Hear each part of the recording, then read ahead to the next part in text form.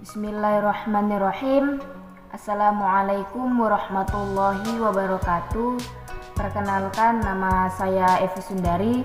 Saya dari Fakultas Dakwah dan Komunikasi, Prodi Manajemen Dakwah F semester 1. Adapun tujuan saya membuat video ini untuk memenuhi tugas manajemen dosen pengampu Bapak Muhammad Fakhran Haikal. Adapun judul materi yang akan saya jelaskan adalah pengawasan dan metode pengawasan. Pengertian pengawasan. Pengawasan adalah pemantauan perilaku, kegiatan, atau informasi untuk tujuan mengumpulkan informasi, mempengaruhi, menaungi, atau juga untuk mengarahkan. Pengawasan merupakan sebuah proses untuk memastikan bahwa semua aktivitas yang terlaksana telah sesuai dengan apa yang telah direncanakan sebelumnya. Pentingnya pengawasan dalam manajemen. Pengawasan menjadi kunci di balik berhasilnya suatu perencanaan. Pasalnya, fungsi ini dapat membantu perusahaan memenuhi target dan mencapai tujuannya.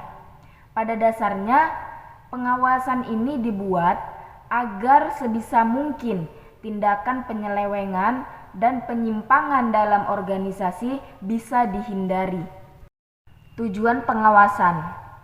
Adapun beberapa tujuannya.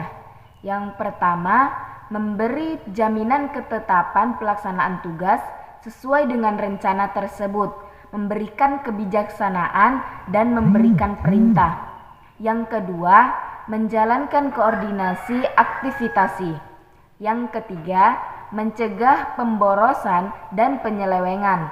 Yang keempat, menjamin terwujudnya kepuasan masyarakat atas barang dan jasa yang dihasilkan. Yang kelima, membina kepercayaan masyarakat kepada kepemimpinan organisasi seperti pemerintah. Jenis-jenis pengawasan. Ada beberapa jenis pengawasan, yaitu ada pengawasan intern dan ekstern, pengawasan preventif dan represif, dan pengawasan aktif dan pasif. Apa itu pengawasan intern dan ekstern? Pengawasan intern ini dilakukan oleh pihak yang ada di dalam perusahaan, sedangkan pengawasan ekstern dilakukan oleh pihak yang di luar perusahaan. Pengawasan preventif. Pengawasan preventif ini dilakukan sebelum karyawan menjalankan tugas mereka dan mencegah terjadinya penyelewengan. Dan sedangkan pengawasan represif ini merupakan pengawasan yang dilakukan setelah karyawan selesai menjalankan tugas mereka. Biasanya ini dilakukan akhir tahun melalui laporan. Pengawasan aktif. Pengawasan aktif ini adalah pengawasan yang dilakukan langsung di tempat karyawan bekerja. Sedangkan pengawasan pasif dilakukan sebaliknya, yaitu berupa bukti penerimaan, pengeluaran, bukti surat, izin kehadiran, dan lain sebagainya. Fungsi pengawasan. Ada beberapa fungsi pengawasan, yaitu pertama, untuk menilai apakah setiap unit-unit telah melakukan kebijaksanaan dan prosedur yang menjadi tanggung jawabnya masing-masing. Yang kedua, untuk menilai apakah surat-surat atau laporan yang dihasilkan telah menggambarkan kegiatan-kegiatan yang sebenarnya secara cermat maupun tepat. Yang ketiga, untuk menilai apakah pengendalian manajemen sudah cukup, memadai, dan dilaksanakan secara efektif. Yang keempat, untuk meneliti apakah kegiatan sudah terlaksana secara efektif, yaitu mencapai tujuan yang telah ditetapkan sebelumnya. Yang kelima, untuk meneliti kegiatan sudah dilaksanakan secara efisien. Metode pengawasan. Ada 4 metode pengawasan. Yang pertama, komparatif. Yang kedua, inspektif. Yang ketiga, verifikatif.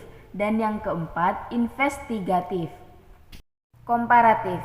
Komparatif ini yaitu suatu sistem pengawasan yang dilakukan dengan cara membandingkan hasil dengan rencana.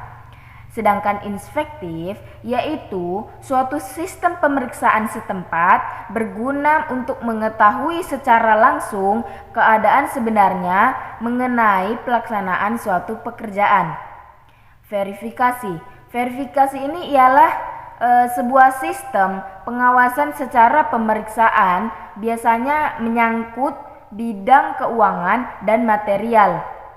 Sedangkan investigatif merupakan salah satu pengawasan yang dilakukan dengan mengadakan penyelidikan.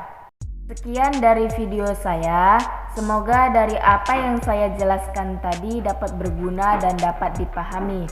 Sekian dan terima kasih. Saya akhiri. Wabillahi taufiq wal hidayah. Wassalamualaikum warahmatullahi wabarakatuh.